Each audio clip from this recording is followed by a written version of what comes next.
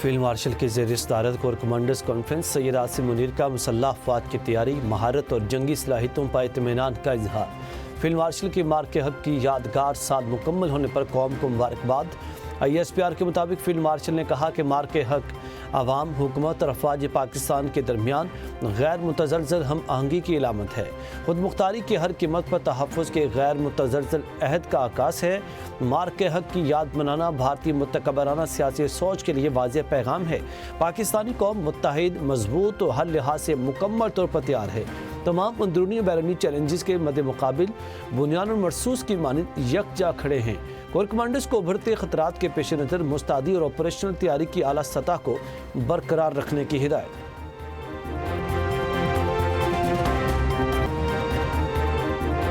Corps commanders conference میں افغانستان میں دہشت گردوں اور ان کے معاون انفراسٹرکچر کی تباہی کا احاطہ۔ ISPR کے مطابق شرکاء نے کہا کہ افغان طالبان رجیم کی گمراہ کن پالیسی کے تحت خوارج کو پناہ گاہیں فراہم کی جا رہی ہیں۔ طالبان رجیم اپنے عوام کے سامنے پوری طرح بے نقاب ہو چکی ہیں۔ افغان طالبان کے پاس پاکستان کے خلاف جھوٹا پروپیگنڈا مسترد۔ فورم نے قرار دیا کہ گمراہ کن بیانیہ افغان طالبان رجیم کی منظم ڈس انفارمیشن مہم کا حصہ ہے۔ مقصد اپنی اندرونی ناکامیوں سے توجہ ہٹانا ہے۔ ہماری دفاعی کارروائیاں صرف در اندازوں دہشت گردوں کے ٹھکانوں کے خلاف درست اہداف پر مبنی ہیں۔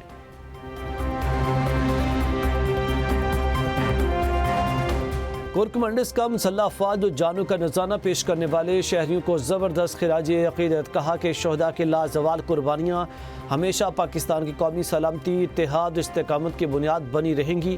ISPR کے مطابق فیلڈ مارشل نے ملک گیر انٹیلیجنس کی بنیاد پر انسداد دہشت گردی کی کارروائیوں میں کامیابی کو سراہا۔ کہا کہ کوئی بھی شرانگیز کارروائی روکنے کے لیے موجودہ آپریشنل رفتار برقرار رکھی جائے گی۔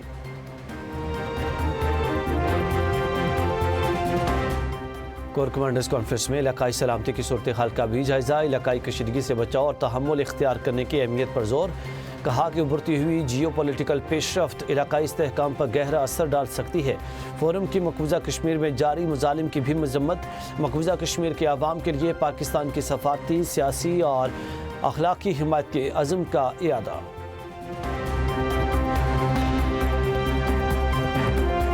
ایران کے 6 بحری جہازوں نے ناکہ بندی توڑنے کی کوشش کی، جنہیں واپس بھیج دیا گیا۔ ایران کے خلاف جنگ کا فیصلہ صدر ٹرمپ کے ہاتھ میں ہے۔ امریکی وزیر جنگ پیٹ ہیگسیت کی جنرل ڈین کین کی ہمراہ بریفنگ۔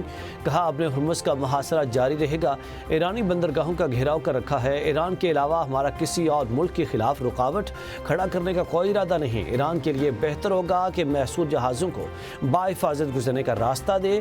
ابن ہرمز عالمی گزرگاہ ہے، ایران کو ٹیکس وصول کرنے کی اجازت نہیں دے سکتے۔ جنرل ڈین کین نے کہا کہ ایران نے دانستہ جارحیت کی پروجیکٹ فریڈم کا مقصد تجارتی بحری جہازوں کی آمد و رفت بحالی ہے۔ ایران کی کارروائیاں اس حد تک نہیں پہنچی کہ جنگ دوبارہ شروع کی جائے۔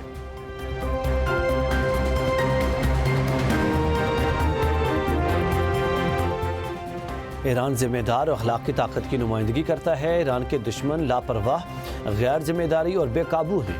ایران کے صدر مسعود پزشکیان کا بیان۔ کہا کہ سیاست کو طاقت تک محدود کر دیا جائے تو نتیجہ آج کی دنیا کی صورت میں سامنے ہے۔ آج کی دنیا میں انتشار، جبر، ناانصافی اور بے امنی ہے۔ ہماری قومی اقدار اور مذہبی نظریہ حیات میں اخلاقیات کے بغیر طاقت کھوکھلی ہوتی ہے۔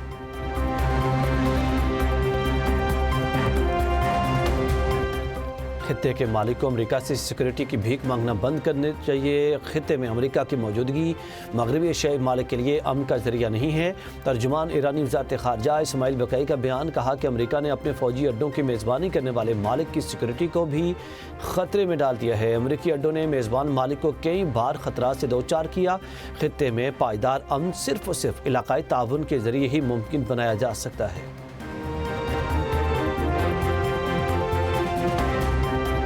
ابن ہرمز میں نئی صورتحال اور نیا توازن قائم ہو رہا۔ امریکہ اور اتحادیوں نے جنگ بندی کی خلاف ورزی اور ناکہ بندی سے بحری سلامتی کو خطرے میں ڈال دیا۔ اسپیکر ایرانی پارلیمنٹ باقر کالباف کا ایکس پر بیان۔ کالباف نے کہا کہ توانائی اور شپنگ کے راستوں کو جان بوجھ کر متاثر کیا گیا ہے، جبکہ موجودہ صورتحال امریکہ کے لیے ناقابل برداشت بنتی جا رہی ہے۔ ایران ابھی اپنی اصلی حکمت عملی کا آغاز بھی نہیں کر رہا۔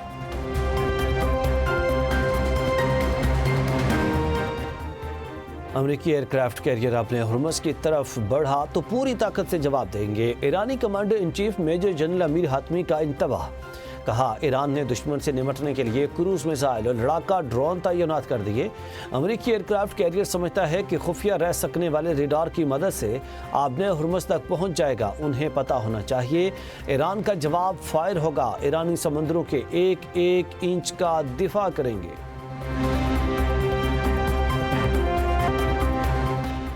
وزیر خارجہ اسحاق ڈار سے چینی سفیر یانگ زائیڈونگ کی ملاقات۔ مار کے حق کی سالگرہ پر پاکستان کی فیصلہ کن کامیابی پر مبارکباد دی۔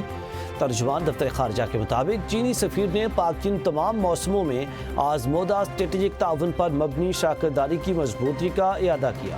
اسحاق ڈار کا چین کے ساتھ مضبوط شراکت داری کو تمام شعبوں میں مزید فروغ دینے کا عزم۔ وفاق کا صوبے کے ساتھ مبینہ امتیازی سلوک۔ خیبر پختونخوا حکومت کا آج صبح بھر میں قلم چھوڑ ہڑتال کا اعلان۔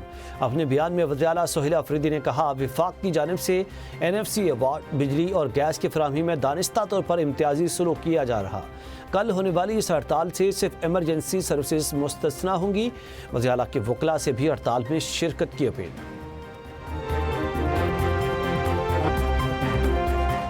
وزیر اعظم کی زیر صدارت FBR میں جاری اصلاحات بارے جائزہ اجلاس۔ ٹیکس مقدمات کے حوالے سے بنائی گئی ٹاسک فورس کی رپورٹ پیش کر دی گئی۔ وزیر اعظم کی ٹاسک فورس کی طرف سے پیش کردہ ایکشن پلان کی منظوری۔ وزیر اعظم کے ایکشن پلان کو ٹائم لائنز کے ساتھ پیش کرنے کی ہدایت۔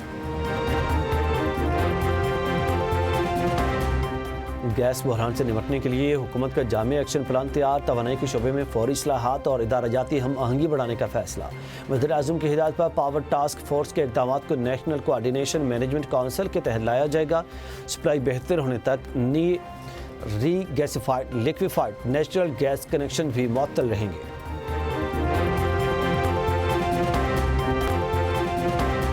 رومانیہ میں وزیر اعظم کے خلاف تحریک عدم اعتماد کامیاب۔ رائٹرز کے مطابق تحریک عدم اعتماد کے ذریعے حکومت ختم کر دی گئی۔ ملک میں جلد نئے انتخابات کا اعلان کیا جائے گا۔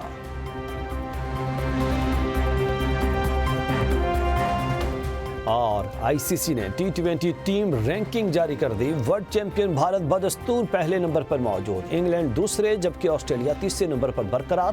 نیوزی لینڈ چوتھی پوزیشن پر موجود۔ جنوبی افریقہ پانچویں جبکہ پاکستان چھٹے نمبر پر برقرار۔ سری لنکا پوائنٹس کم ہونے پر 9ویں نمبر پر چلی گئی۔